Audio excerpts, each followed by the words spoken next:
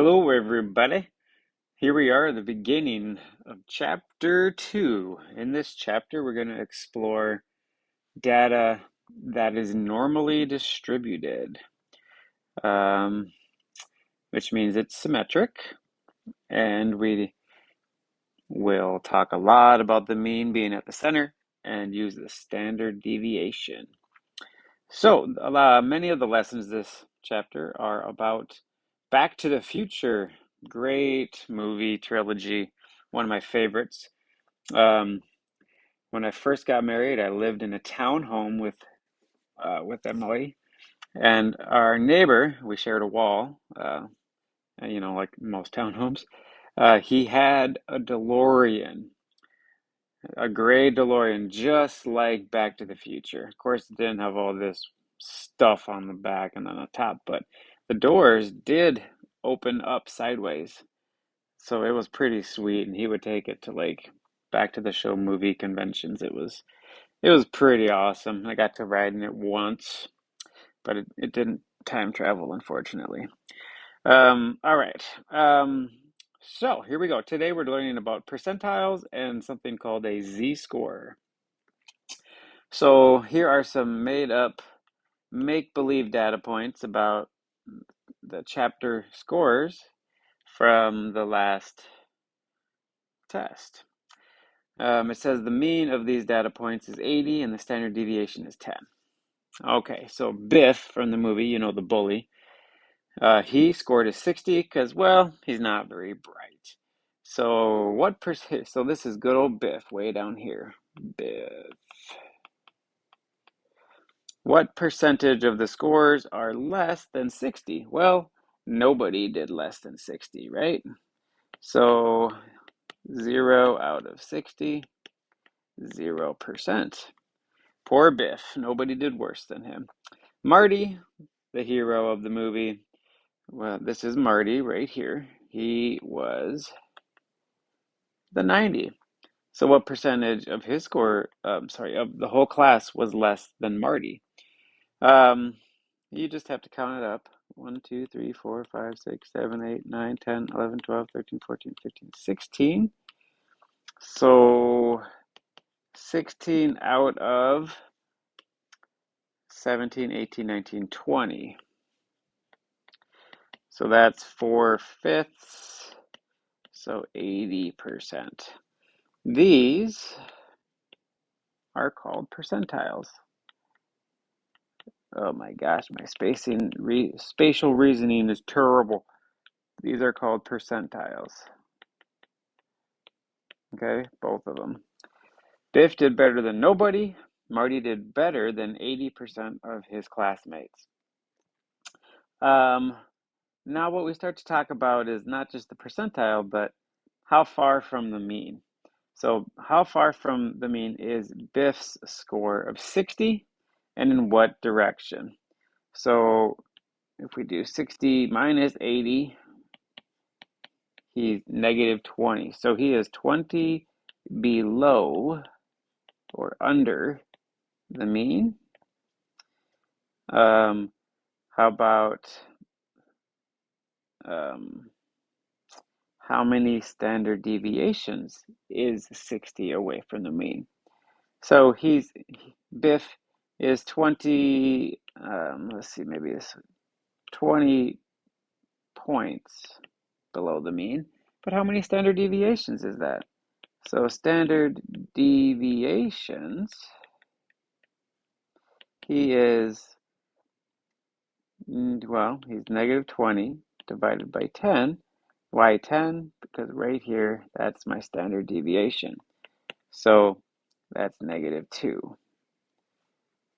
Or that means 2, since it's negative, 2 standard deviations under or below the mean. What about Marty? Same thing for number 3. How far away from the mean is Marty? Let's go green. So Marty, his score was 90, so he was 10 points above the mean. So he's above average. Oh, yeah. How many standard deviations is 90 away from the mean? So it's 10 points away from the mean, but the standard deviations is, well, since the standard deviation is exactly 10, Marty is 1 standard deviation above the mean. Okay. So let's do a different score. What if someone is 97? Well, that would be, this person right here.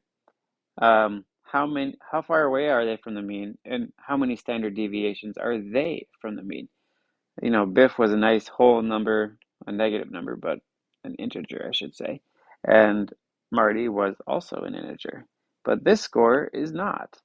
How far from the mean is 97? Well, it's 97 minus 80.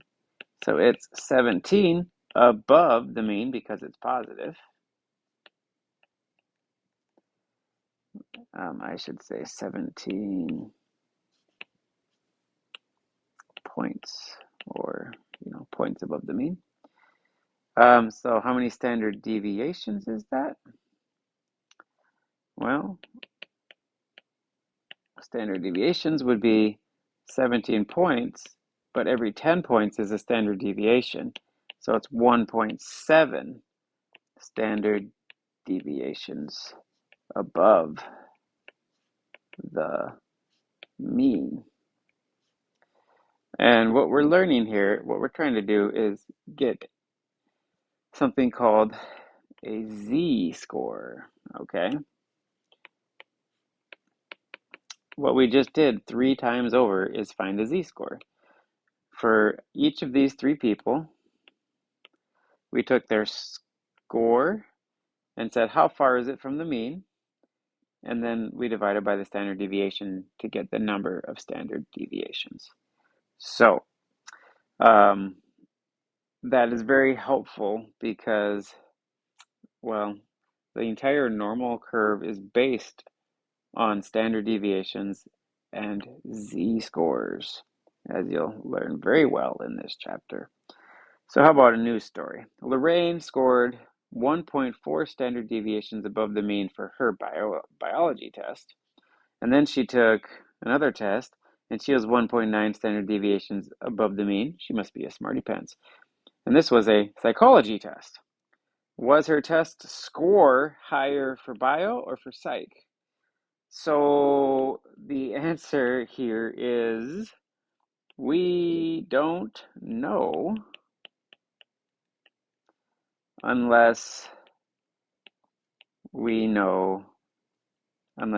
have the mean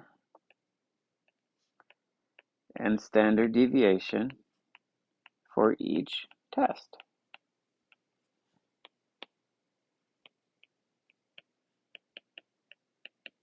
However, we can say she did better in psychology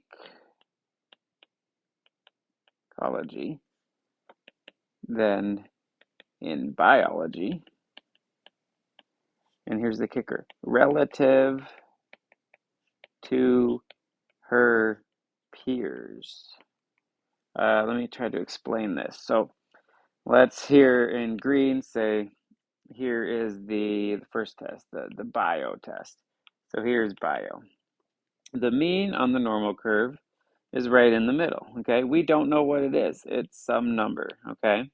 But what we do know is that, if we went up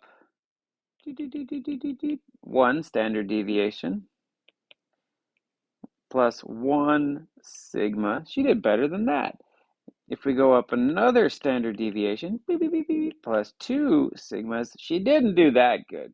She was at 1.4, okay? So let's use a red line. So she's like right about here. So this is Lorraine's score, okay? Lorraine. She would be at plus 1.4 sigmas, okay? 1.4 standard deviations above the mean. On a normal curve, which is what this is, a normal distribution, the mean is always in the middle. So let's try to draw this for psychology. You're going to try to draw this all year long, so do your best. So put a flat axis across the bottom, and then try it. Oh, that was pretty good, Fi. Well, thank you. And for this curve, this is the psych score. Okay. Of course, the mean, again, the mean is always in the middle because the distribution is symmetric.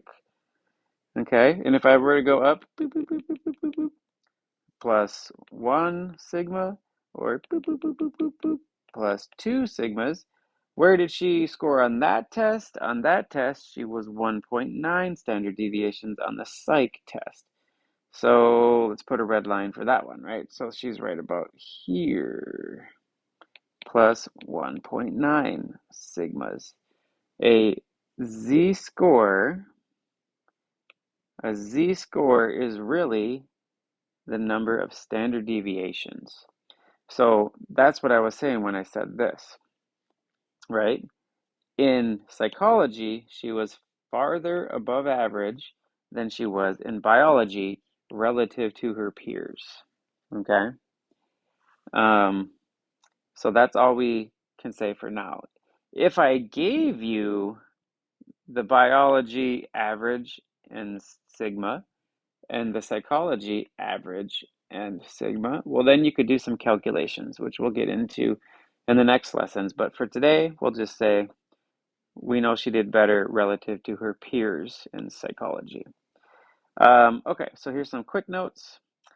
Percentile is the percent of values less than a given value. So if you're in the 80th percentile, you did better than 80%. If you're in the 5th percentile, your score is above 5%. To get a z-score, you take your value or the data point minus the mean and divide by SD or standard deviations. A z-score is this. It is the number of standard deviations above or below the mean.